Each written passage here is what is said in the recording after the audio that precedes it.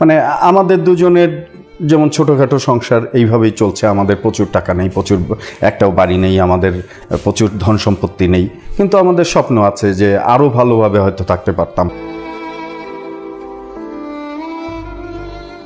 টাকার অভাবে প্রিয় স্ত্রীর চিকিৎসা নিয়ে চরম সংকটে পড়েছেন অভিনেতা প্রাণ রায়। স্ট্রোকে আক্রান্ত জাতীয় চলচ্চিত্র পুরস্কার প্রাপ্ত নির্মাতা শাহনেওয়াজ কাকুলির চিকিৎসা চালাতে নিজের শখের প্রাইভেট কার পর্যন্ত বিক্রি করে দিয়েছেন তিনি।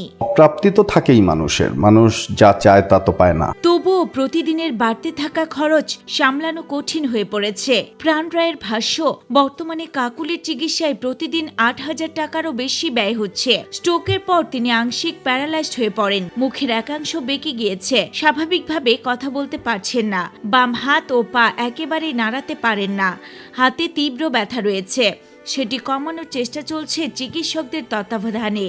তিনি জানান ৩.৫ মাস ধরে টানা চিকিৎসা চলছে, নিয়মিত থেরাপি দেওয়া হচ্ছে, তবে এখনও নিজে থেকে উঠতে বা বসতে পারেন না কাকুলি। স্ট্রেচার বা হুইল চেয়ারের সহায়তায় কিছুটা নড়াচড়া করানো যাচ্ছে।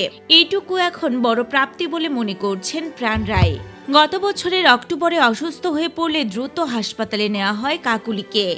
চিকিৎসকেরা নিশ্চিত করেন তিনি স্ট্রোক করেছেন। ২ মাস হাসপাতালে থাকার পর বাসায় ফিরলেও চলতি মাসের ১ ফেব্রুয়ারি আবারও শারীরিক অবস্থার অবনতি হলে ভর্তি করা হয়। বর্তমানে তিনি Centre for the Rehabilitation of the প্যারালাইজডে চিকিৎসাধীন। এদিকে স্ত্রী অসুস্থতায় কাজ প্রায় বন্ধ হয়ে যাওয়ায় আয় কমে গিয়েছে প্রাণ রায়ের। পরিবার ও বন্ধুদের সহায়তা পেলেও ভবিষ্যৎ নিয়ে দুশ্চিন্তায় রয়েছেন তিনি।